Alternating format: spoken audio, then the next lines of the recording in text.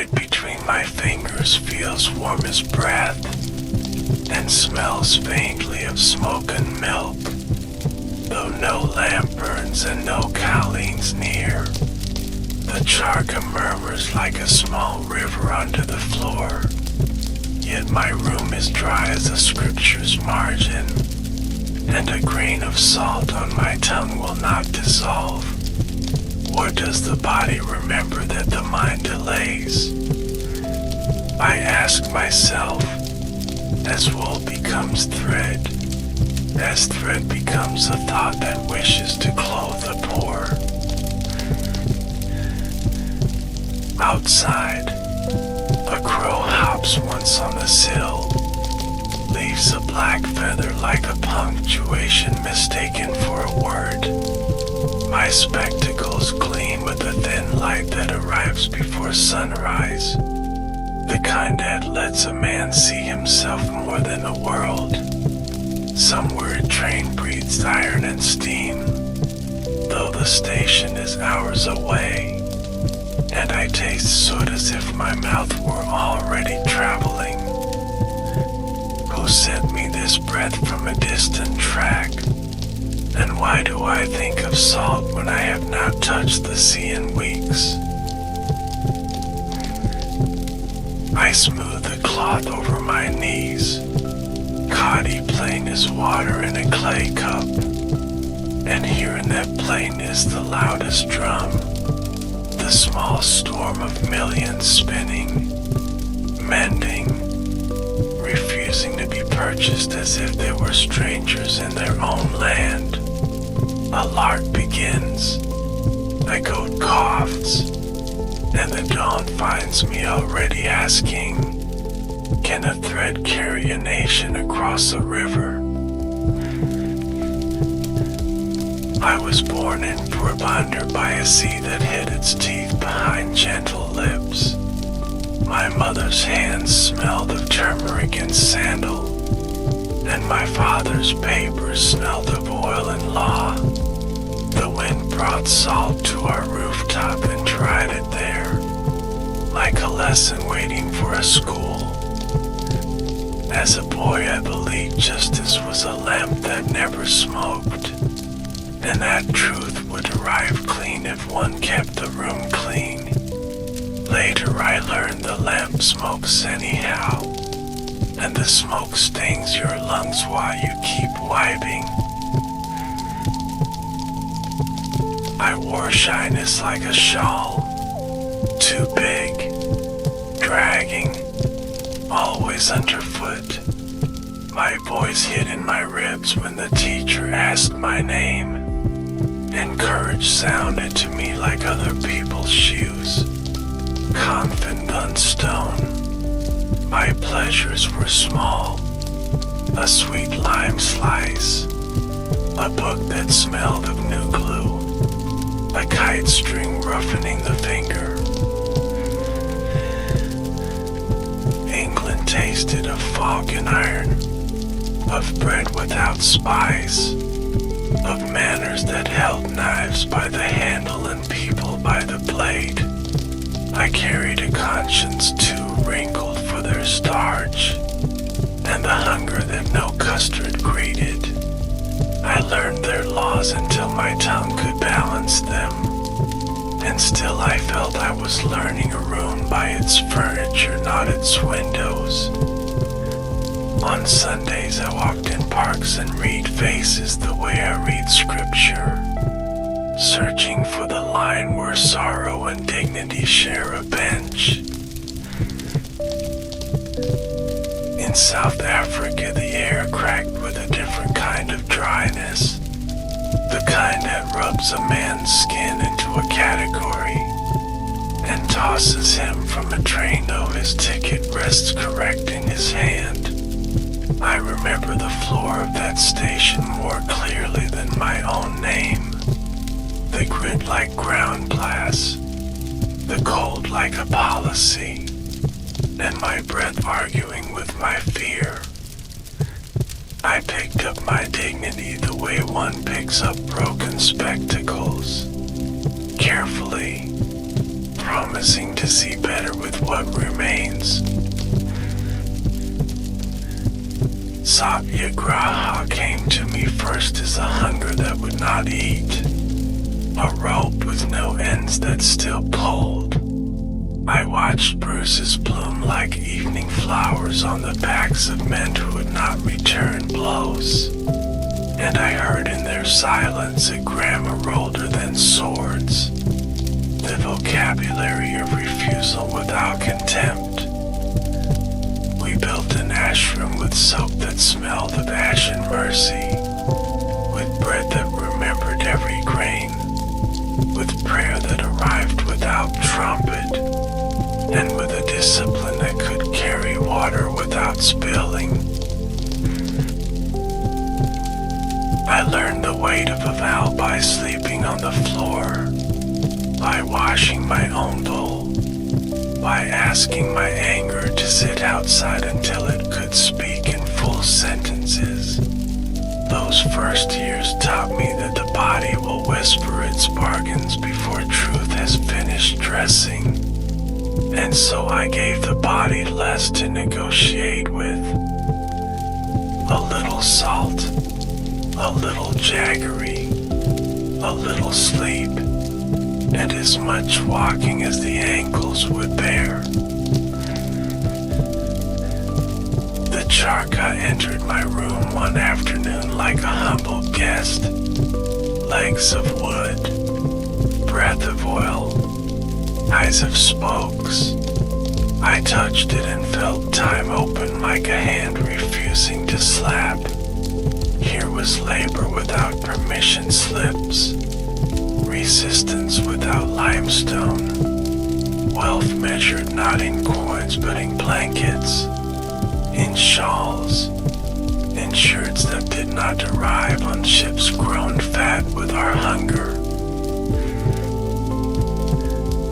I write now in the same way I spin, pulling a thin line of self from a thick bundle of days, turning, asking the thread to hold though it is made of weakness made patient.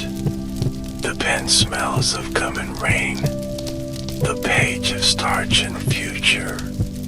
My knees ache a little, my ribs count breaths as if they were beads. The crow returns and leaves another punctuation. Once, in Champaran, indigo stained the fingernails of men who could not afford soap. The color would not leave, even when they tried shame, even when they tried prayer.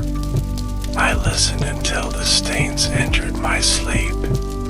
Then I went to the landlords with my quiet shoes and my inconvenient questions.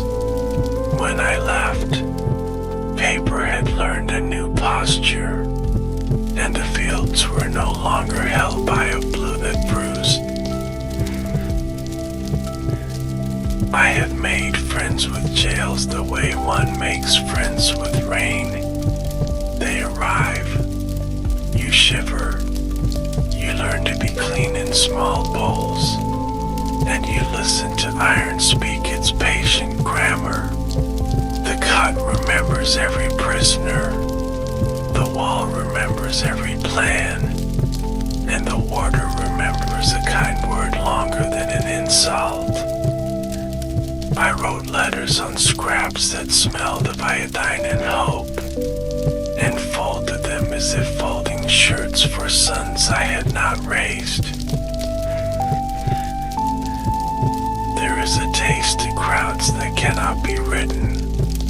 Dust, sweat, fear when it is still respectable, and joy when it is still shy.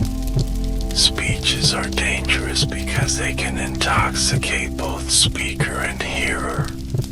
So I try to pour mine through cotton. Let them come slow. Let them catch their breath on the way to the ear. When 100,000 stand as if one man were sharing his lunch, You must choose every syllable as if it were a spoon. Salt taught me again what the body already knew, that a nation can crystallize from water and sun and stubbornness, that walking is a parliament of ankles and dust, that law is sometimes the dried ocean which must be walked to the shore. We set out soft as sandals, and arrived hard as justice. Thus he waited with a face that had seen empires learn manners. I bent, picked up a fist of its memory, and felt the colonial jaw loosen somewhere far inland. When violence rose like fever, I laid myself down like a cold cloth, fasting until my blood could teach other blood to slow. Hunger is a fierce instructor. It shouts in the stomach and whispers in the soul. The whisper says, do not let your wound choose your weapon. Choose a weapon that can become a tool when the war forgets to end. I have failed often, and this is my longest prayer, that my failures do less harm than my intentions hope to repair. Sometimes my words reach the wrong ear inside the right person. Sometimes my silence speaks when I need a shout. Sometimes I ask too much of the fragile and too little of the comfortable. When I fall the way a page falls from a book. It floats. It does not crash. 'Cause Turba's patience was the grammar of our house. Her hands knew how to stitch a quarrel until only seam remained. She added spice to my strictness the way night adds stars to a rule. I learned from her that love is not a policy, it is a practice, and that forgiveness must be kneaded like dough, not spoken like a slogan. When she left the room, the air kept her shape a moment, then folded it carefully as if for later use. I think often of the railway platforms, the smell of coal and cold tea, the small hell of waiting where everyone is both early and late. There I learned to tell a policeman from a father by the way he held his baton. There I learned that a suitcase can be heavier than a man who carries it, and that a hymn sung softly by 3 women can quiet 100 men who have forgotten their mothers. Children ask me whether truth is a person or a place. I tell them it is a road, sometimes paved, sometimes not, sometimes crowded with proud feet, sometimes empty as a monk's bowl, and that the only cruel thing truth does is this: it keeps walking when you sit down to post. So we keep rising, and we keep walking, and sometimes we walk in place so the heart can catch up. I carry a walking stick polished by other palms. It remembers storms that my bones have forgotten. Sometimes I land it to a stranger and watch both stand taller. Wood teaches the hand to be gentle, teaches the arm to be patient, teaches the mind to pace itself to the foot and not the clock. The stick is an honest friend. It never applauds. It never abandons. This morning the thread breaks twice, a bad omen to anyone who believes in bad omens. I only rejoin it with a breath and a prayer that smells faintly of sesame oil. Outside, someone sweeps the courtyard with a broom made of nerves. The sound is dry rain. I stand, stretch the stiffness from my prison of skin, and remember another cell where the same dawn knocked politely. There, a spider taught me economy, and a lizard taught me stealth, and an ant taught me that food shared is a patrol that keeps sorrow outside the door. When I was released, I bowed to the cot, to the wall, to the guard who could not meet my eyes and so met my hands. We shook as if passing a small river between us, and I loved lighter than the key that had bound me.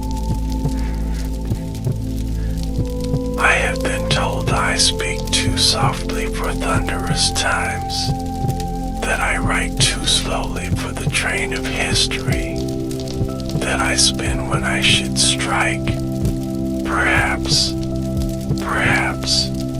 but I have seen thunder tire, and trains stop for tea, and strikes forget which wound they wadded stitched, while the thread keeps lengthening, and the cloth keeps warming a child who never asked to be cold. When I close my eyes, I hear three sounds. The sea I have not yet reached, the train that may yet throw me out, and the charka that will welcome me back even if both do. The sea is duty, the train is trial, the wheel is home. I stand between them as a man stands between two elders, grateful, frightened, improving. A boy waits at the gate with a question folded into his thumb. It is always a boy. It is always a question. Today he wants to know if courage is the same as hunger. I tell him hunger is a drum. Courage is the hand that chooses how to beat it. And truth is the village that decides whether to dance. He grins with a missing tooth that looks like an honest border, and runs, leaving dust that settles like a blessing. The salt on my tongue at last dissolves. The feather on the sill turns its grammar to the breeze. The lark retires. The goat surrenders her cough to the grass. I lift my stick, drape my shawl, invite my knees to be saints and not bureaucrats, and step into a day that will require both patience and play, both listening and law, both salt and cloth. If you ask me where the journey begins, I will point to the smallest motion. The first tug of fiber, the first refusal to be escorted from a train, the first bowl of water shared before policy, the first fast that taught anger to use its indoor voice. I will tell you a nation is a long breath held together by many ribs, and that even I, who am a timid man, had learned to breathe with others until air grows brave. Letters arrive with dust in their folds, the kind that remember speed more than wheels, thin paper smelling of lamp oil and worry, petitions written by hands that milk grain in men nets. I read aloud to the room so the words can stand, as men do when their legs are wounded. Women listen with arms crossed like bridges. They correct my pauses kindly, and pour water when sentences grow thirsty. A village invites me to see a well that has forgotten fairness. I travel there among bullock carts that speak patience. The path smells of dung and jaggery, the old mixture of life and persistence. At the well the rope burns brown wrists more than pale, a rule laid by no scripture, enforced by habit. I ask for a cup, drink second after a girl who is told to drink last. We break the rule with 2 sips. There is a sound a rule makes when it breaks politely. Not a shatter, not a shout, a breath taken without permission yet with gratitude. The well accepts our sequence. The sun does not fall. The village continues. Only the dust moves different, as if it has learned another step in the same dance. I write to the district officer in the cleanest ink I own. My mouth refuses violence more readily than my mind. The mind still rehearses sharp answers to dull cruelties. So I set the mind to chores, washing bowls, counting grains, copying addresses of widows, while the mouth learns softer ways to be firm. There is no day without failure. Only days where failure learns better manners and leaves fewer bruises behind. Students arrive chewing arguments like sugar cane, long fibers of logic sticking between teeth. They want quick answers and clean victories. I give them chores and long walks instead. Sweep the path, read to the elderly, write a letter to someone you believe wrong, but write it as if they will read it aloud to their mother. Their impatience turns into a bench, sturdy enough to hold questions that wriggle. At prayer the body tries to make theater. The back wants a heroic angle. The voice wants echo and applause. I lower both into usefulness. Breath that feeds feet. Words that visit fields. We sing softly so widows can enter without becoming spectacle. We end early so kitchens can forgive our devotions. God does not scold when lentils must be stirred. Hunger scolds when we pretend not to hear. A railway carriage fills with policemen and outcomes. Their boots spell later on the floor. A superintendent asks polite questions whose answers he already owns. I answer with truth arranged for travel. Short, clean, durable. The train breathes like an animal accepting a halter. And I remember the first time iron introduced me to contempt. I bow to the memory without obeying it.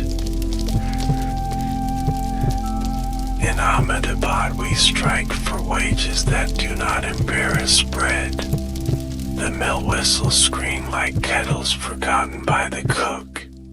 I ask workers to keep their anger dressed, to bring it in the shade and give it water. The owners send emissaries with pockets that jingle apologies. They speak the language of arithmetic without decimals at mercy.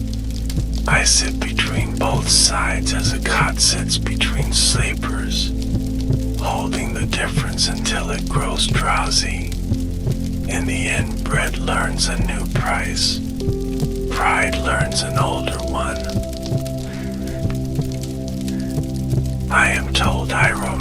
romanticize suffering, that I put garlands on hunger and call it virtue. I answer that I romanticize obedience even less, and I refuse to perfume cowardice. Suffering is a tool that rusts quickly. It must be used with care and oiled with purpose. Otherwise it wounds the innocent hand that wields it, and leaves stains that no salt will lift. I speak this sternly to myself first, then to any crowd that will endure it. The ashram gains a rhythm. Goats bleat like old women clearing their throats. Children recite tables that convert pulses into futures. The charkas hum a chord that comforts even the skeptical. A guest arrives from a foreign paper.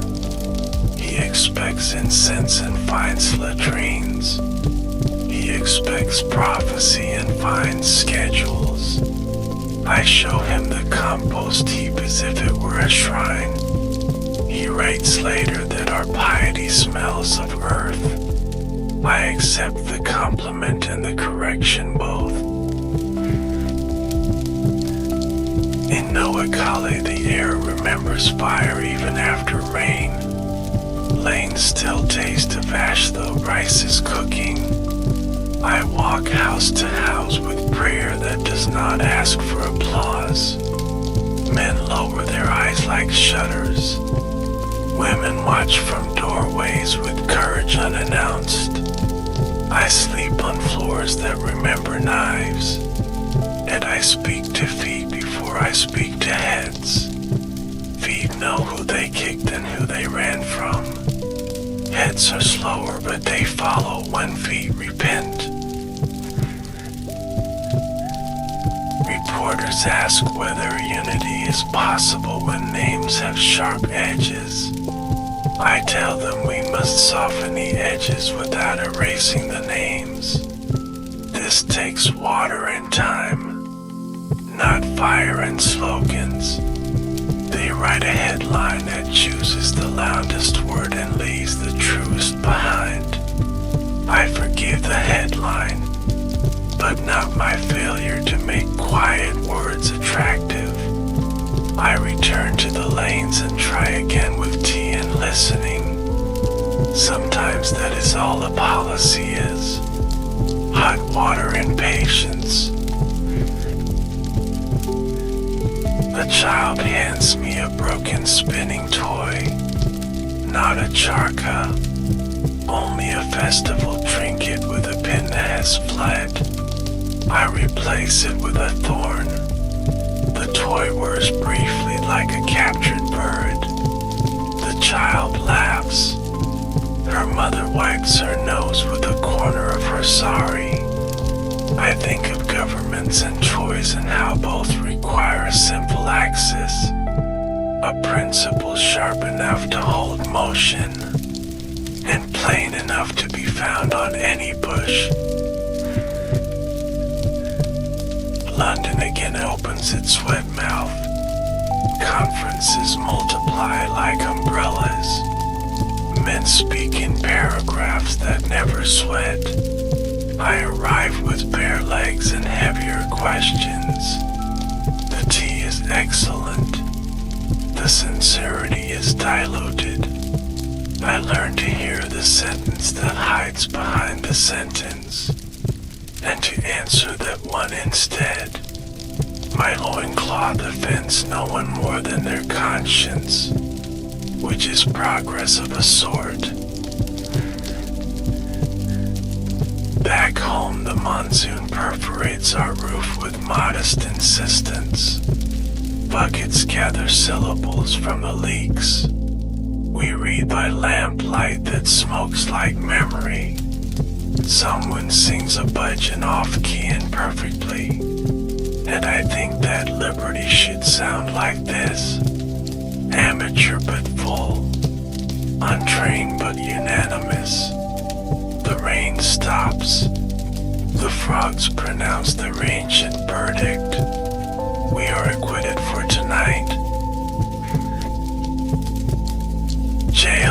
return as seasons do. I pack light, a shawl, a book, spectacles that know how to fog politely. The cell greets me with the humility of stone. I greet it with the gratitude of breath. We will be roommates. I tell the walls, and the walls agree to keep my secrets if I keep theirs. We are both old enough to mean it. In the night I hear rats practicing democracy. They quarrel and redistribute. They elect a leader and ignore him. They share a grain with a ceremony that embarrasses kings. I laughed softly and the guard asks why. I tell him the country is learning.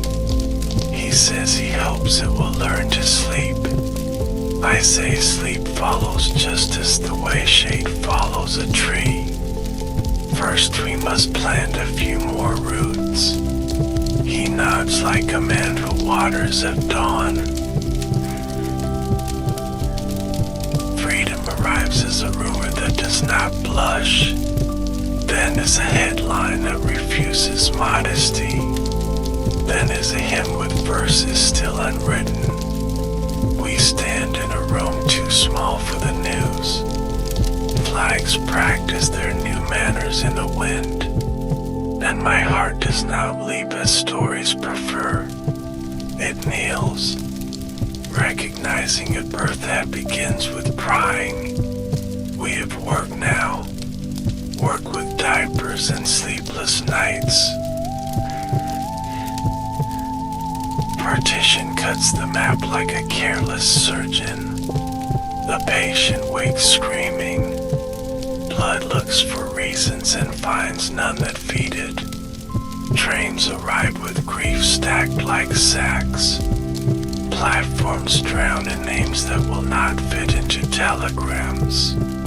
I walk through cities that smell of smoke and milk turned. I refuse to choose a side inside a wound. I choose the wound and press. My palms learn the heat that surgeons carry without bragging. I fast again because words have grown drunk. Food refuses me as if I were the quarrel itself. My body becomes a small court where anger and mercy debate. They conclude at dusk. Mercy wins by a breath. Neighborhoods notice the difference by morning. The shopkeeper opens 2 shutters instead of 1. A widow buys oil without an escort. Boys play with a single ball and forget to ask its religion. At Birla House, the garden pretends to be innocent. Bougainvillea rehearses joy beside careful gravel. Afternoon makes a promise to evening that it will end gently. I walk with hands that have learned to weigh blessing like bread. The crowd is a mixture of prayer and curiosity, of gratitude and grievance. A nation's ledger trying to balance while breathing. I raise my palms the way a man raises windows. To invite a breeze is not to command weather. A figure steps forward with decision disguised as duty. The air changes its mind. Sound tears then struggles to mend. My body becomes a lesson I did not plan to teach. Pain writes quickly where I have written slowly. I remember salt and trains and wells that learn courtesy. I remember a spider's economy and a child's toy with a thorn for an axle. Ram is not a word, it is a breath. Darkness offers to carry me and I accept, gently, as a shawl accepts his shoulder. garden continues. Flowers do not know politics. Gravel does not sign decrees. The crab becomes many rooms of grief, and in each room a lamp shares its small inheritance. I pass from house to house without knocking, leaving a little silence where speech once strained. If you ask me what remains, I answer with objects that have always refused ceremony. A stick polished by strangers, a bowl washed by its owner, a wheel that turns weakness into thread, a packet of salt that remembers oceans, a page that forgives revisions, a well that serves in the order of thirst, and a road that allows everyone to walk. No questions whispered behind. And if you ask what to do, begin small where pride cannot find you. Pick up the rule and test its kindness. Pick up an enemy and test your own. Pick up a broom and learn leadership from its bristles. Then eat together when possible. Write letters when necessary. Walk when words grow theatrical. And fast when blood forgets its manners. This is not a strategy, only a way to remain human. I left my shawl on a chair that still remembers shoulders. My spectacles on a desk that still remembers ink. My sandals by a door that still remembers dust. These are not relics. They are tools awaiting a hand that will use them without vanity. The nation will learn to speak in a voice that sounds like many, and to listen in a silence that invites many more. The thread is yours now. Do not let it break where it could have been joined. I am lighter than cloth now, and yet I feel the weight of every thread I ever spun. The room has no corners where I am, but corners remember me. A basin here, a broom there, a window that still keeps a line of sky for late prayers. I move as breath moves through a conch, sounding only when a living lip asks. Streets have learned my sandals by their absences. The dust rises politely when children run, and settles with a discipline that reminds me of mornings of the ashram. Goats gossip less when girls carry water first. Courts speak a little slower when widows enter together. Even policemen stand with their batons like umbrellas. Useful, not proud. I am nowhere and therefore permitted to witness the small victories that do not write to newspapers. A gardener at Birla House trims bougainvillea with hands that apologize as they cut. He hums a tune that once marched with us along the salt road. The gravel under his feet edits the day in soft syllables. A woman passing pauses to touch the hedge, as if reading Braille for news from the dead. The news is this: seeds did not ask for permission. They continued, and we have been given another season to mind them. Letters still arrive addressed to me. The postman does not know where to knock, so he leaves them with time. Time opens each in the order of humility.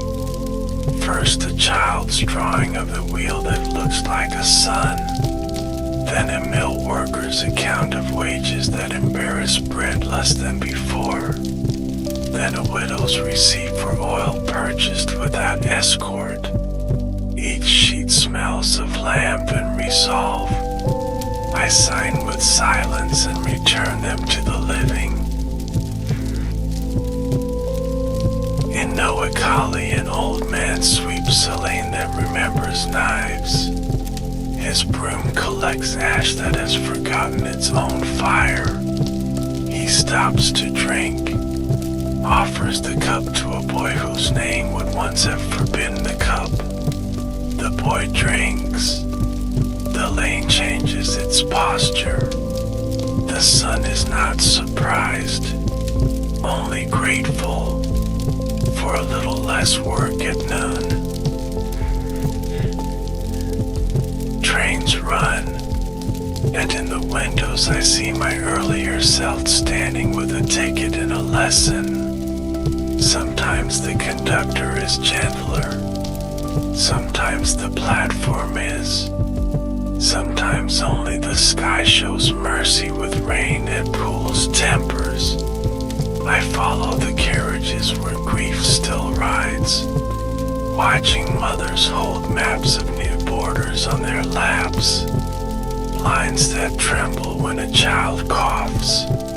I whisper that a border is a promise to share a well, not a license to poison it. In classrooms, a charca sits beside a globe. The teacher turns both with equal care. One shows how countries touch, the other shows how people do. A girl lifts her hand and asks whether truth is still a road. The teacher says yes, but now there are buses on it, and bicycles, and sometimes ambulances. All must be allowed to pass. Men argue at chai stalls with the old heat. Their cups clink in a rhythm that once matched slogans. The shopkeeper adds ginger as if mediating. Someone quotes me in a voice too loud for the line I am given. Another laughs. A third changes the subject to rain. This is also Satyagraha. Truth refusing to be a weapon, preferring to be a weather report. A constable returns home and hangs his baton like a coat. His daughter spins a toy wheel and announces a wedding between threads. He watches the toy, then the wall where his uniform rests. He decides to carry the baton tomorrow as if it were an umbrella, for shade, not for storm. The decision makes no sound, yet it alters 3 streets he has not walked. In villages, the well queue changes order by thirst, not by name. Someone grumbles and then remembers their own afternoon in a fever, when another poured first without counting. A grandmother tells the story of a man who drank second on purpose. The children ask his name. She points to the broom, the bull, and the road, and says it 3 times without lips moving. I find myself often in kitchens, where policy meets lentils and both must soften. A girl measures salt with 2 fingers, remembers a march she never saw, lights her stove with a match from a box printed with a wheel. The flame bows to the pot. The house learns a new patience. Dinner is served by age, not rank, and the youngest is asked for the first opinion, which is always about sweetness. The newspapers practice my obituary until they can print it without error, but But error is not what frightens me. It is the temptation to replace work with worship, to make a statue where a stool is needed.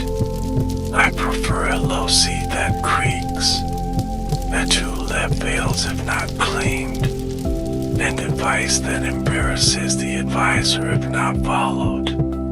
Please keep me heavy in the hand, useful, not holy.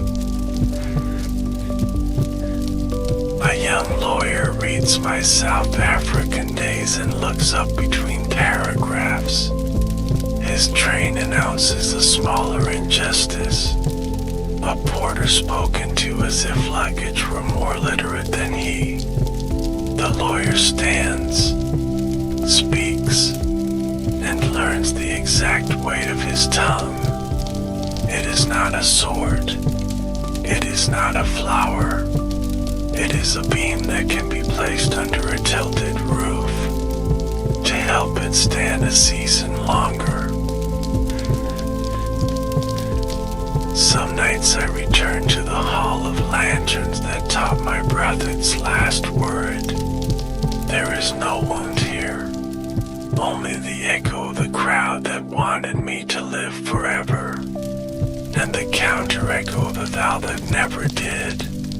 I lay both sounds side by side like a pair of sandals, worn, honest, ready for another foot. I wait until dawn touches the windows of those who must rise. Your century arrives with new metals and manners, wires that carry outrage faster than thought, screens that shine like temples but do not distribute prasad. You will be tempted to confuse impulse with courage, noise with company, isolation with principle. I ask you to try an older technology first. Sweep the room you did not dirty. Feed a mouth that cannot thank you publicly. And write a letter by hand to someone you fear. Nonviolence is not a garment you wear on holidays. It is skin. It dares. It heals. It scars. And remembers where you were careless. Do not wait for parades to practice it. Practice when a sibling takes the larger mango. When a clerk miscounts and your gain is discovered only by conscience. When a voice inside demands triumph louder than justice. I visit the universities at dusk, when ambition loosens its tie and humility finds a seat.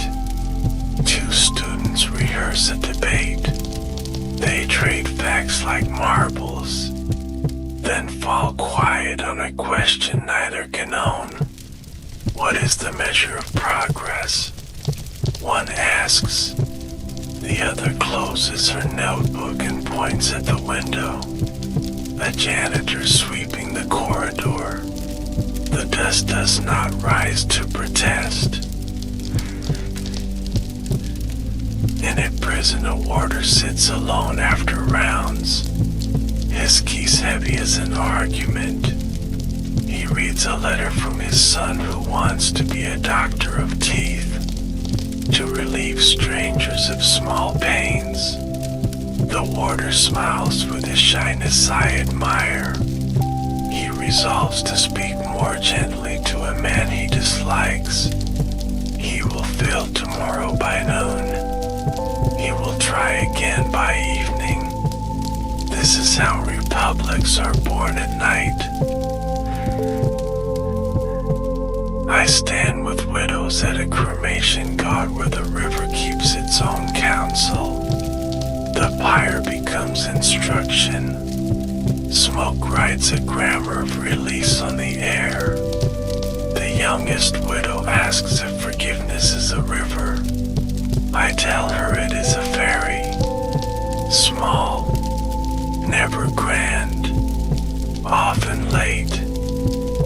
crosses every day provided someone is willing to push. In markets, hawkers shout prices that would have frightened my first pen, yet even here dignity bargains. A boy returns a fruit dropped by a stranger and refuses a coin. He points to his mother counting change under a scarf. The vendor says the fruit is paid already. The boy insists the fruit is thirsty. They give it water and share it. This is policy enough for an afternoon.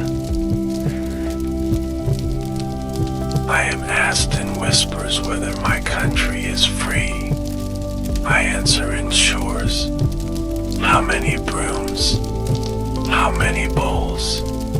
How many wells? And how many trains teach their passengers to sit by pain, not by pride? Flags are honest only on windy days. The rest of the time they require our hands. The sky does not mind being mistaken for cloth, but the poor do. If you remember me, do it by borrowing my spectacles without polishing them into perfection. See the smudges, where the many way. Walk to the well, drink in the order of thirst. Leave the cup cleaner than you found it. Then carry a little salt in your pocket for courage, and a little thread around your wrist for patience. I will end where I began, with the chalk murmuring like a river under the floor. The wheel turns because a hand turns it. The hand turns because a heart remembers a hunger that is larger than itself. And the heart remembers because someone once refused to move when told to. This is the whole machine, small enough to carry, large enough to mend a tear in the world. Give it your breath and let it spin. Morning assemblies begin under neem trees where shade keeps good books. Children recite alphabets beside a charca that hums like a bee. A teacher lifts a bowl and asks what justice weighs.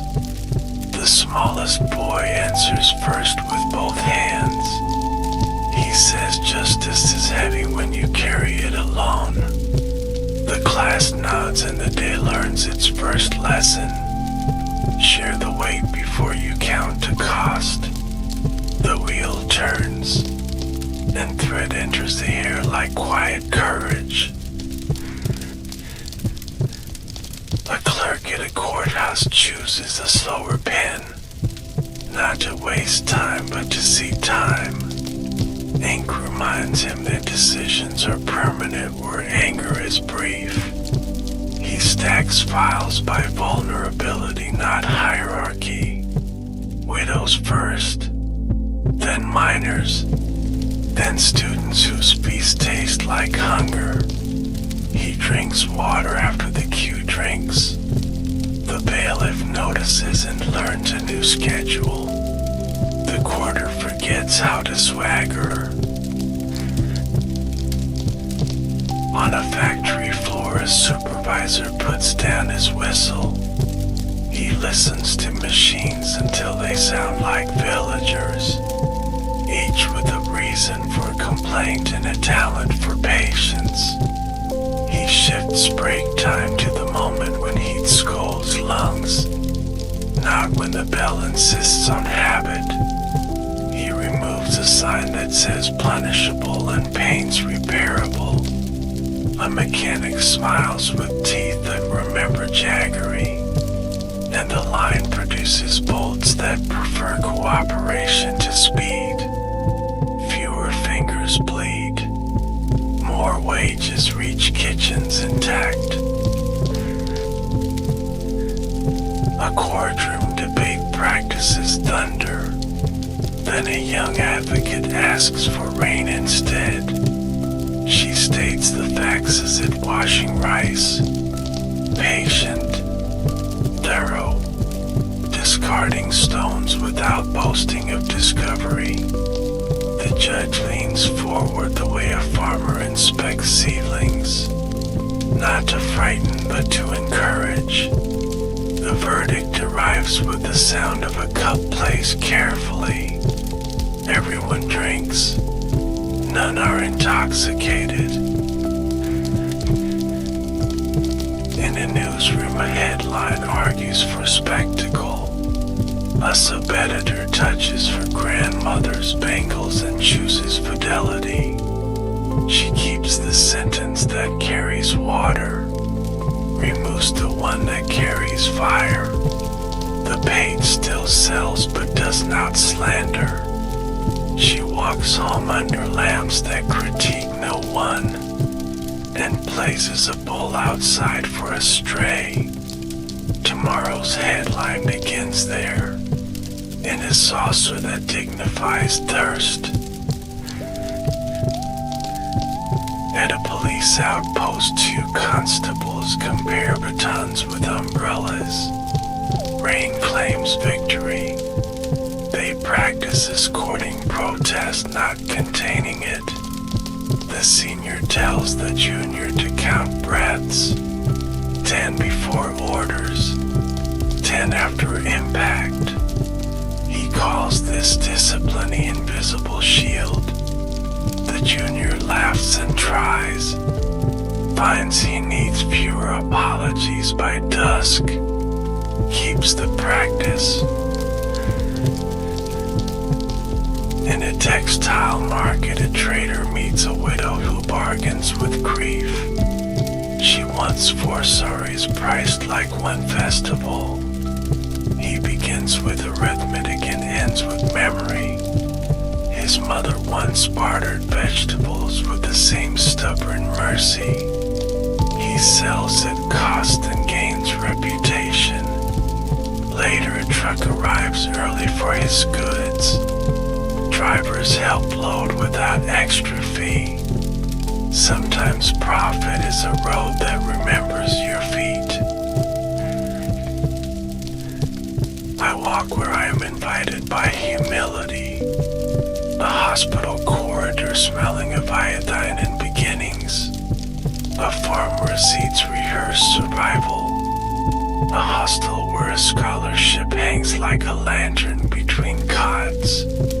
A prison library where a key sleeps in a dictionary. In each place, tools speak softer than speeches.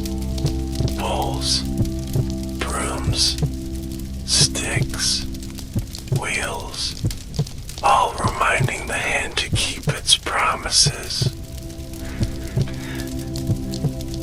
Students ask for a recipe for courage. I give them chores disguised as doctrine. Sweep a staircase used by strangers. Return a wallet with more inside than you found. Sit in silence with someone who distrusts you.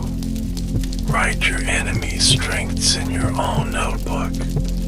When they return with sore backs and softer eyes, we speak of laws whose sentences remember kitchens, not only courts. Pilgrims of politics visit villages like tourists of sorrow. They photograph ruins and promise roofs, then leave before scaffolds learn their names. An old woman ties a broom to a post and waits.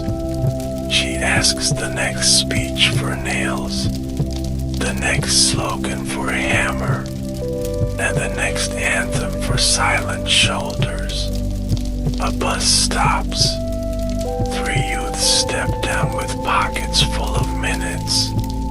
The roof begins. A temple committee debates shoes at the threshold. A sweeper suggests a shelf built from discarded crates, labeled by size, not status. The president frowns until the child arranges sandals like letters. The entry clears. Prayers stop tripping over pride. The sweeper keeps the key and writes the hours in chalk. Holiness begins with order, then improves with kindness. A programmer writes code for a ticketing queue. The algorithm wants speed. She asks for fairness. Inserts a line that boosts elders and the ill, and another that recognizes long travel before long complaint. Her manager measures throughput and smiles anyway. Sometimes progress is a window that opens slower, so more people can breathe, and unveined at the sill. A librarian receives a donation of loud books, manifestos that perform even when closed. She shelves them beside biographies that apologize for nothing, and pamphlets printed on paper that remembers wet seasons. A boy asks for the shortest path to wisdom. She points to the return desk. Bring back what others need before you finish it twice. He nods and begins. The city's literacy improves by habit. A widow opens a canteen for bus drivers who dine on dust. She serves the lentils that forgive road rage, rice that teaches gearboxes patience, and pickles that remind hands to wave. She prices by appetite, not roster. A journalist asks the secret of her success. She points to a broom, a bowl, and a well, and says the menu is older than money. A young monk writes to me on palm leaves of pixels. He fears irrelevance more than sin. I nudge his cursor toward shores. Ladle soup in the storm shelter. Fold blankets where mothers wade. Then name irrelevance again and see if it survives. He replies with a photograph of steam rising. It spells useful on the lens and fogs down into humility. The court orders compensation where apology hides. I visit the family that receives it. They buy books, not bracelets, a desk, not a necklace, and a radio that will teach weather and music. Their wall calendar lists exam dates besides sewing days. A daughter traces both with her finger, learning seasons of rain and of memory. The household grows fluent in future. In a riotous shopkeeper hides two boys behind turmeric sacks. Their names would argue with each other if spoken. He keeps them unnamed until silence wins. When the street relaxes, he escorts them home by alleys that prefer whispers. The mothers meet at the well the next dawn. They pour in the order of thirst and agree to share the shade before they share opinions. Rumor arrives late and goes hungry. An engineer draws a bridge that admits fear into its math. Wind is not an enemy but a partner. River not a threat but a teacher.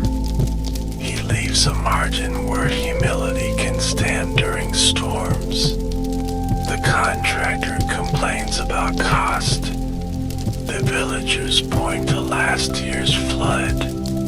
The budget finds room because memory argues better than greed. The bridge opens and bows slightly when people cheer. A mother tells her son to return a stolen pencil. He refuses and weeps. She walks with him to the neighbor's door. The neighbor laughs and says, "Keep it. You have already paid with honesty." The boy learns 2 economies before dessert: money that buys and courage that balances. He sleeps heavier and better. The pencil writes straighter next day. In assemblies of lawmakers, a broom stands in a corner unused. A member picks it up before debate and sweeps his own aisle. The opposing bench laughs, then copies. Insults lose interest. Amendments find better posture.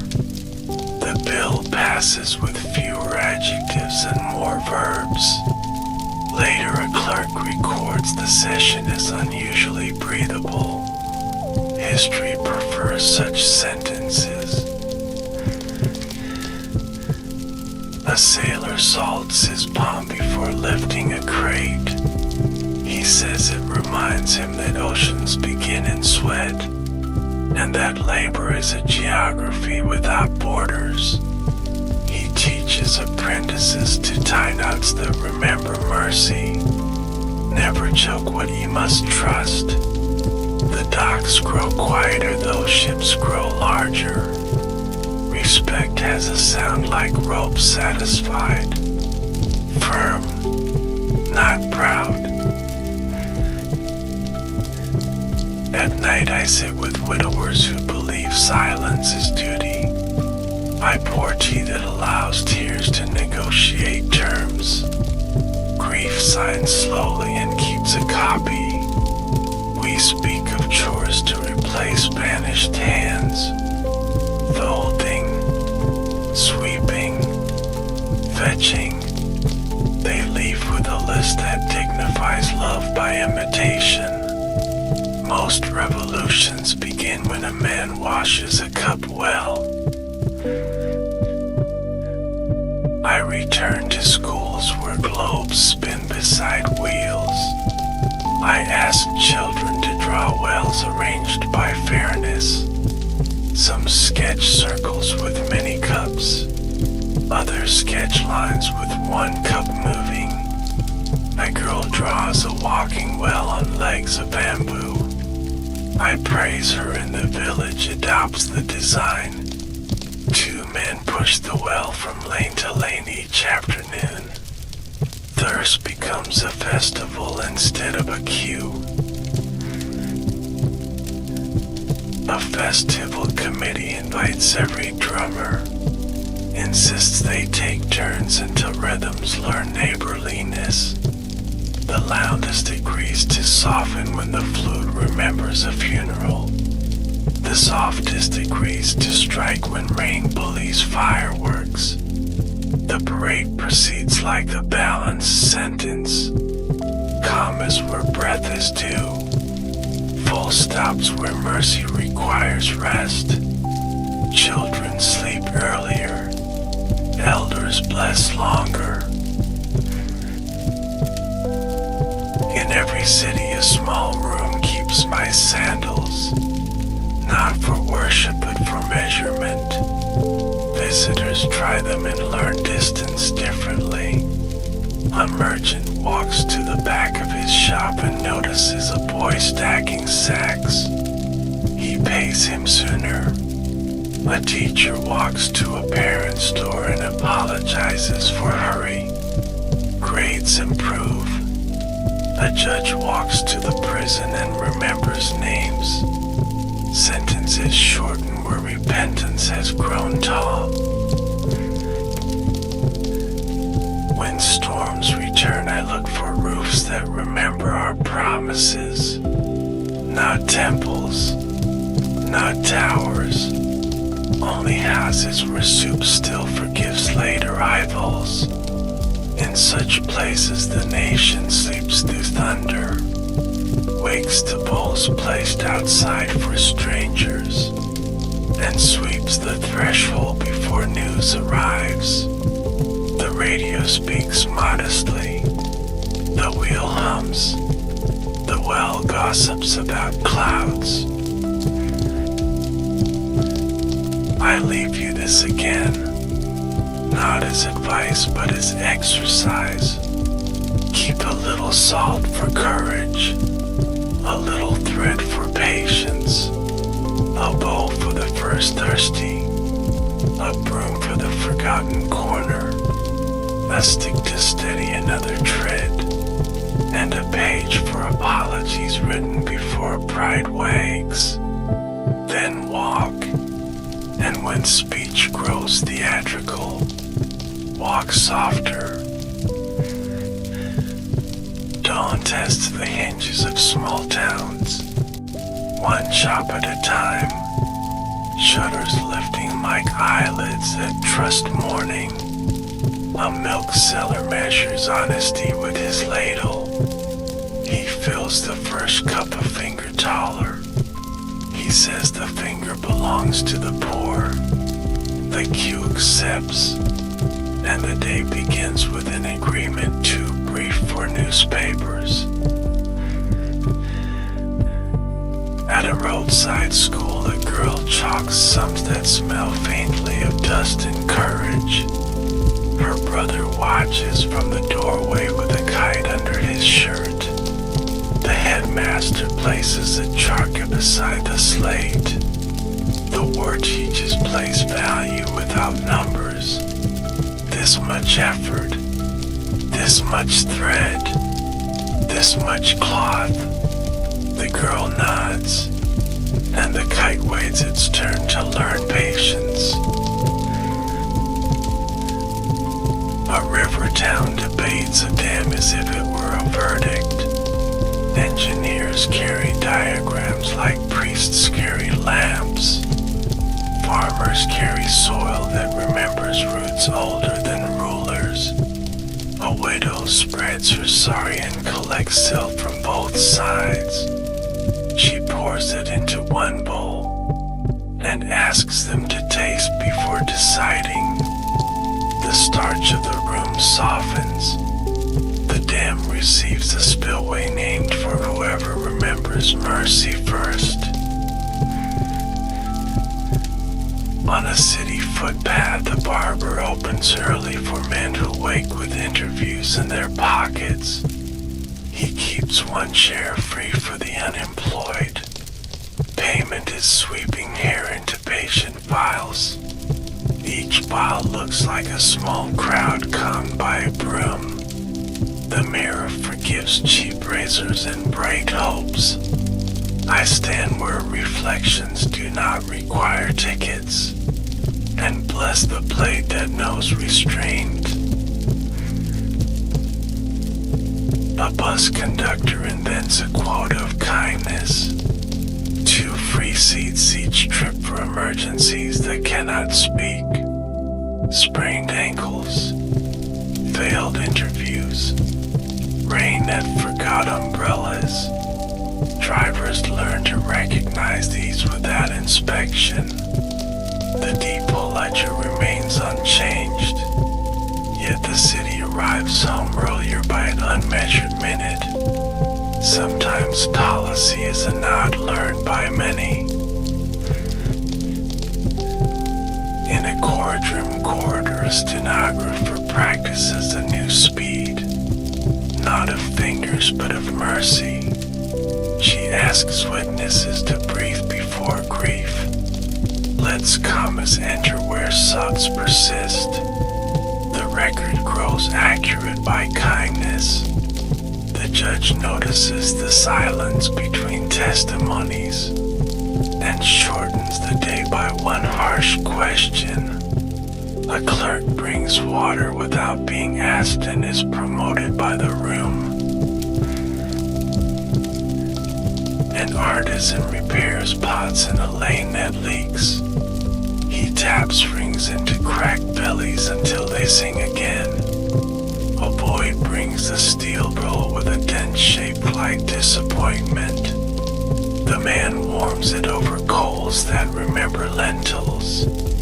He presses with a wooden block carved from a broom handle. The dent confesses and reforms. The boy hears the bowl's new note and promises to eat slower.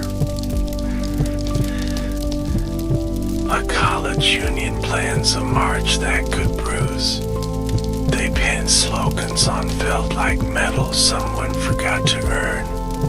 A cleaner mops the corridor around their posters, leading a dry island where feet will gather. She says nothing. The leaders move the meeting to the courtyard, where wind edits tone without charge. Fewer throats spray. More ears arrive. In a maternity ward, a nurse counts pulses with a thumb that smells of fenugreek.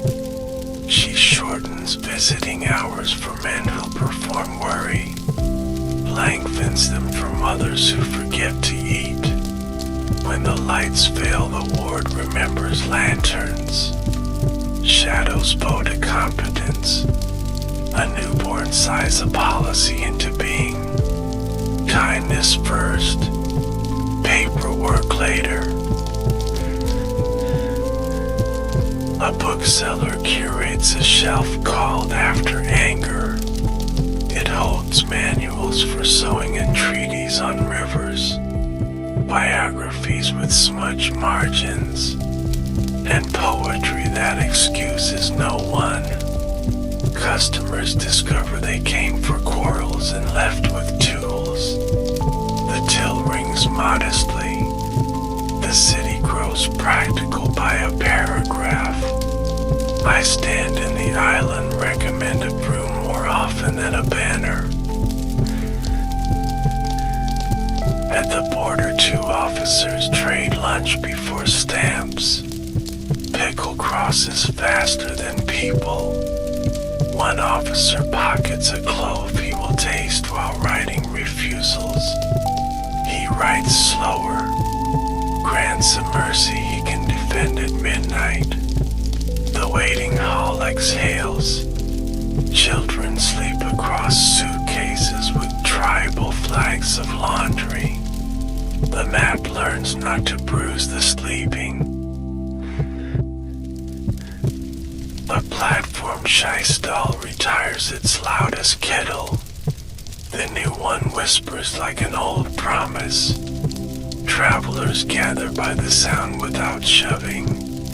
The vendor marks cups with a chalk dot for those who cannot pay today. The ledger balances on Sundays with donations of coins and apologies. A porter says he sleeps better when doubts are few. A sign appears. Fairness brewed here. In a workshop, a prosthetics maker shapes a leg from willow and patience. The client is a mason who misses stairs. They test the fit on steps that remember other falls. Ascent becomes a grammar again. First the broom sweeps the dust of fear. Then the bull waits at the landing. Then the stick speaks if the heart forgets. All verbs, no adjectives. A farmer's collective holds elections under a banyan that shelters gossip and goats alike. They vote by grain. Each palm receives 3 kernels. Each candidate's pot sings its tally when the sun leans west. The losing potter makes cups for the celebration. The winning weaver supplies cloth at cost. The banyan keeps minutes in leaf whisper. The goats approve by not eating the ballots. A programmer adds a comment in code that reads, "Be kind to future you." She refuses cleverness that confuses colleagues. Names functions like wells, not riddles. Drink, share. Bugs surrender sooner. Deadlines breathe. The team leaves earlier to sweep thresholds that never appear in invoices. An old postman retires with a sack of undeliverable letters. He reads each aloud in a temple courtyard where echoes keep confidences. A woman recognizes her own apology from years ago. She copies it onto fresh paper and walks it across town. The door opens as if it had been practicing. Silence returns to work as a seamstress, mending a tear no magistrate could see. A fisherman marks his nets with ribbons of different colors. Red for storms that pretend to be bargains. Blue for days that forgive small errors. White for fasting winds. His sons learn policy by hall, not by book. When a boat capsizes, then pride shouts. The ribbons choose which neighbor to call. The rescue arrives still chewing breakfast, and no one counts oars at the settlement. In a museum, a guard dusts glass with a cloth that smells of starch and patience. He rotates slowly so artifacts can recognize gratitude. A boy presses his nose to a case that shelters a wooden spinning wheel. He asks whether it still works. The guard says yes if you remember to bring a hand. The boy returns next week with his grandmother. The museum opens a corner where touching is a rule, not a sin. A poet revises a patriotic stanza that shouted too much and listened too little. She replaces thunder with roofs, replaces nation with neighbor where the meter allows. The recital draws fewer flags and more bowls. Afterward, the audience carries chairs back themselves. Gossip about her softness fades as soup arrives. Critics sleep well enough to be fair in the morning. A young constable studies old footage of marches. He pauses where a baton hesitates, prints the still and tapes it in his locker. On duty, he counts to 10 with each order and returns home without triumph or shame. His child falls asleep playing with a cardboard wheel. The house writes a small constitution on the refrigerator. Please speak kindly before speaking loudly. In a desert district, a tanker arrives late. Tempers evaporate slower than water. The sarbench hands a ladle to the youngest first. A murmur of disapproval dries on the lips of elders. Then the child laughs and spills nothing. The key learns a future by an ounce. Clouds practice shapes of relief beyond the ridge. The tanker driver sleeps upright from gratitude.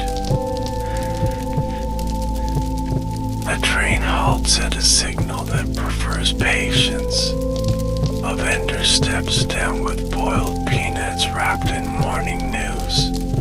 Two passengers trade headlines in reverse.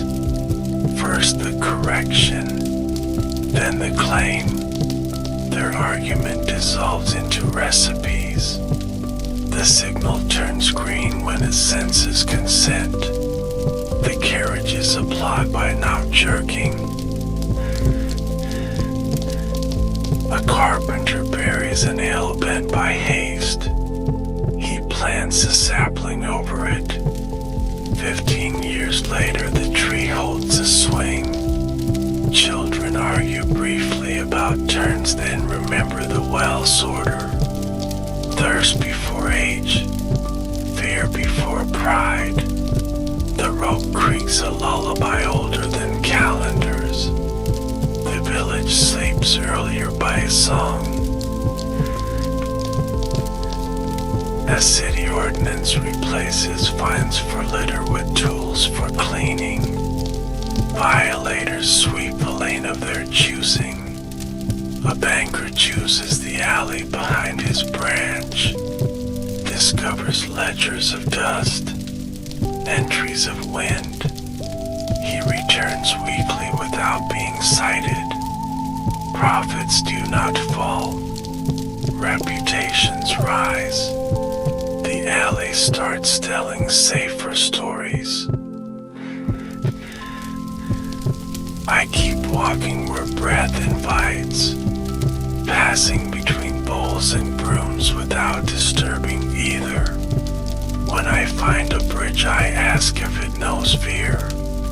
When I find a well, I ask if it remembers names.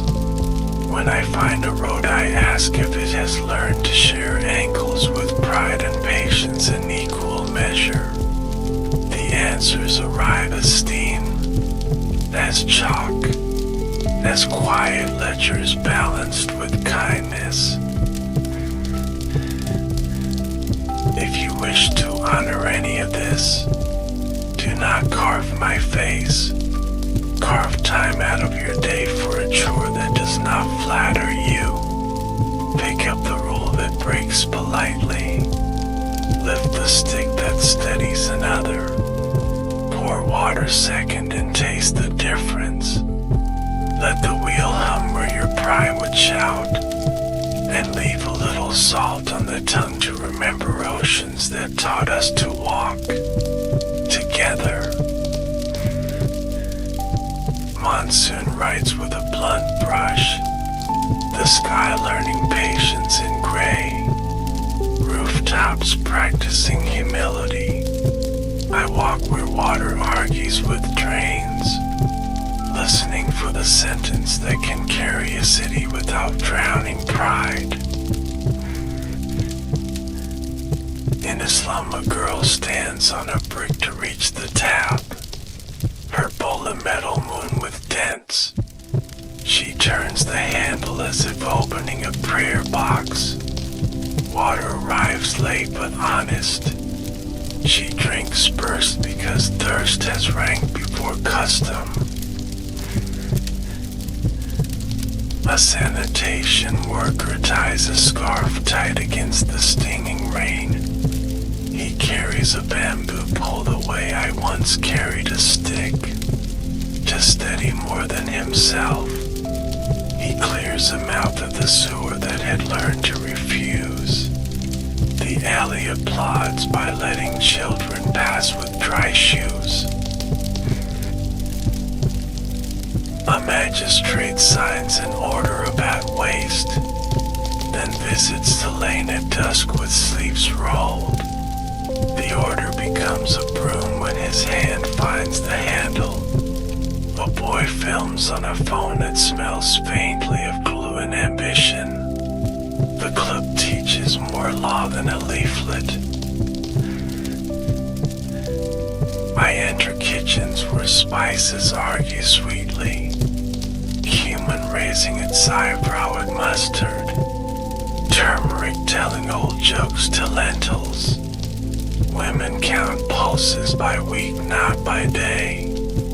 Budgeting with a bravery that never receives medals. A nutrition worker visits with a scale that squeaks like a reluctant truth. Mothers step on, then babies. Ink meets numbers without panic. The village agrees to add one to the alphabet of breakfast. In a textile cooperative, the charkis sit shoulder to shoulder like cousins at a wedding. Yarn leaves fingers and becomes wages that do not insult. A ledger breathes between columns of trust. The treasurer keeps the key under verse and opens both with equal reverence. A young designer studies old weaves as if reading weather. She sketches jackets from Gandhi that can attend both boardrooms and village meetings. The cloth approves by refusing to wrinkle into hierarchy. Investors sniff for profit and detect instead a dignified future. They invest anyway. On a campus, a circle forms around a quarrel before it hardens. Students pass a talking bowl carved from neem. Each speaks only while holding the green rim. Anger sits on the grass and listens like a dog learning not to bark. Policy emerges wearing sandals. A coder builds a platform for petitions that smell of lamp oil only in spirit. She adds friction where outrage is too easy. A minute of reading before a signature. A summary in the other side's best words before sending. The database feels slower and truer. Police trainees stand in 2 rows under a banyan that grades without bias. An instructor teaches the baton to sleep in the hand, to wake only for storms of real danger. They practice escorting a march with the grace of waiters carrying soup. No spills. A judge hosts a listening day with no verdicts allowed. Families arrive with paper smelling of folders in fear. Each speaks while a clock hides its face. By sunset the ducat has not shrunk, but the city's breath has. In a newsroom, the youngest reporter rewrites a story to remove humiliation. Facts remain. Cruelty leaves. The editor circles compassion with a red pencil as if correcting grammar. The edition sells. No one becomes poorer for the mercy. A craft teacher places a spinning wheel beside a 3D printer. The class learns to bat both. One teaches patience, the other teaches iteration. Together they warn against arrogance disguised as innovation. Farmers meet under a tin roof that remembers hail. A scientist arrives with seeds and sincerity. They test on 3 plots, share failures before recipes. The harvest thanks every hand that did not insist on being right too quickly. A widow inherits a tea stall near a school. She hangs a sign that reads, "Pay forward if you can. Pay with news if you cannot." By winter the neighborhood knows itself in cups, and exams pass with less trembling. In a mosque courtyard and a temple lane, the same broom rests at noon. A child drags it halfway. Another child returns it. They laugh at the broom's long tongue. Adults remember to laugh in the same language. A river cleanup begins with silence. Men and women bend like commas to collect plastic nouns. A boat carries bags that rustle apologies. A priest and a fisherman share a rope without ceremony. The current plods by refusing to stink. A refugee camp lays out lanes by the order of vulnerabilities. Elders closest to water, children closest to light, those who scare themselves closest to counselors. The map reads like a conscience that went to architecture school. A school principal replaces inspection day with repair day. Parents bring tools and shy pride. Teachers bring lists and letters. Students bring laughter that oils hinges. The building passes an exam that no one files. A busker sings a ballad about a queue at a well that learned fairness. Coins fall like patient rain. An old man wipes his eyes with a cloth that remembers Gandhi. He buys 2 bowls and gives them away. The night market glows quieter and kinder. An entrepreneur pitches a startup that sells silence by the hour. I smile because the product already lived in ashrams without fees. Investors ask about scale. He answers with benches and trees. Sometimes abundance is only a public park unlocked. In Parliament, a member quotes me inaccurately but kindly. Another corrects without triumph. A third proposes a clause that requires a walkabout after every heated session. Members must listen to shopkeepers before voting. The bill gathers speed and passes. A prison library receives a donation of atlases. Inmates trace borders with fingers that once traced fences. A warden sits and names towns he has never visited. They plan imaginary pilgrimages that require real courtesy. The keys hang quieter those nights.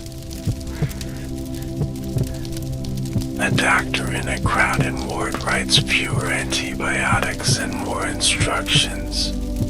Hand washing taught like a hymn. Sunlight prescribed like a tablet. Beds wheel closer to windows when fever rises. Recovery walks in wearing slippers. At a film set, a director lowers the volume on heroism. He asks the actor to wash a cup before the speech. The scene breathes and the audience learns a household revolution. Applause arrives not as thunder but as tidy sinks. Critics argue and then rinse their plates. A startup builds low smoke stoves that like clay more than drone. Sales are slow until kitchens vote with lungs. Grandmothers organize demonstrations without microphones. The market listens to wheeze and wisdom. Prophets and patience share a table. A highway Gandhi posts a rule. Truckers eat first when rain delays. Tourists second. Complaints travel to a suggestion bowl knocked in mouths of staff. The food tastes of onion and scientific fairness. The road thanks them with fewer horns. A university course lists prerequisites as humility and attendance. The professor assigns field visits to wells, to brooms, to bowls. Papers cite statistics and also smells. Exam day begins with sweeping the hall. An artist sculpts from salt and lets it weep in rain. Visitors watch freedom dissolve into the earth that birthed it. A child licks a finger and learns geology and history together. The guard smiles and does not scold. Some curricula are edible and brief. A baker stamps small wheels onto biscuits for Republic Day. He sells them at cost to school children with pockets of air. Crumbs mark a parade route back to kitchens. Mothers read the crumbs like maps, and tea forgives the sugar. A neighborhood forms a night watch that carries flutes, not sticks. Melody announces presence where menace would have. Thieves reconsider and become carriers of news. Faces are learned. Fear spends its savings and moves out. I visit a lab where vaccines sleep like folded wings. Scientists speak softly to petri dishes, as if bargaining with stubborn angels. They celebrate not with champagne but with a hand-washing chart improved. Heroism keeps its mask on and goes back to work. In a cyclone shelter, a volunteer separates rumors from rain. She writes truth on a wall with chalk that squeaks like an honest shoe. Families line up by vulnerability again. Portable wells arrive on bamboo legs. Children count them like friendly animals. A memorial committee debates the size of a statue. I hover over the meeting like a quiet draft. A mason suggests a bench instead, shaded by a tree, with a plaque that reads "Sit and decide kindly." They vote yes by instinct, then by hand. A poet writes me a letter on the back of a ration card. She says her stanza feeds two for one night. I answer with a breeze that tips her lamp but does not kill it. She warms her ink and revises the line that was proud. A temple bell and a school bell ring together by accident. The village pauses and smiles. Prayers make room for punctuation. Lessons make room for mystery. Both rooms grow larger without building permits. An old spinning wheel in a museum corner begins to work again on Tuesdays. Hands from every decade try the treadle. The guard times no one. A teenager photographs her grandmother's foot teaching rhythm. The caption reads "Practice, not nostalgia." In a courthouse garden, the janitor waters saplings by name. Mercy, restraint, patience, appeal. The bench shades the bench. Judgment school by a degree. Stenographers sigh less often, and leaves learn to clap without orders. I end this walk at a threshold swept earlier than dawn. Up awaits, a broom leans, a stick remembers ponds, and a wheel hums even when no foot brushes. The house is the nation in miniature, and the nation is the road made of such houses. If you must choose a beginning, choose the smallest hinge, oil it, and open. Evening brings a wind that knows alleys by name. It threads the city with a needle of cool, hemming frayed tempers to quieter cloth. I follow where lamps are trimmed by hands that never sign decrees. Daughters, vendors, sweepers, clerks, they stitch a republic scene by scene while headlines sleep. A schoolyard rehearses tomorrow. Desks pulled outside to meet the breeze. A teacher holds a steel pole up to the fading light. Inside it, the sky reflects with that rank. She tells the children, this is the syllabus. Learn to hold the world so it can see itself.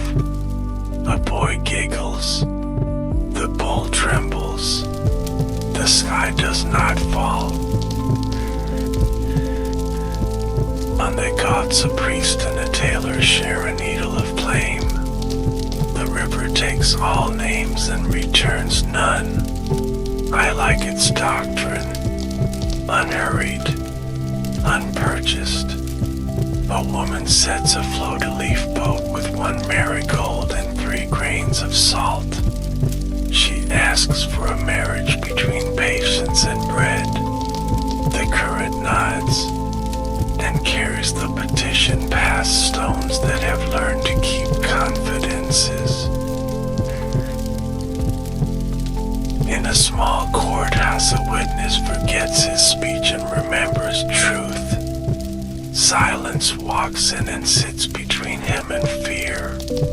The stenographer writes the quiet as 3 dots. The judge reads them like scripture and delivers a sentence that sounds like a room gaining windows. The town breathes, and shop shutters lift earlier the next day.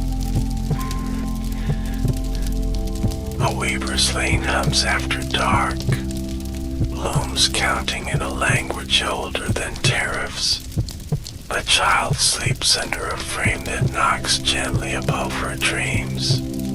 The mother ties a scrap of thread around the girl's wrist. For patience, for luck, for mornings when letters look like ladders, and each rung asks for a breath. The post office sorts envelopes that smell of rain and desire. Some carry examinations, some carry recipes, some carry the kind of apology that travels barefoot.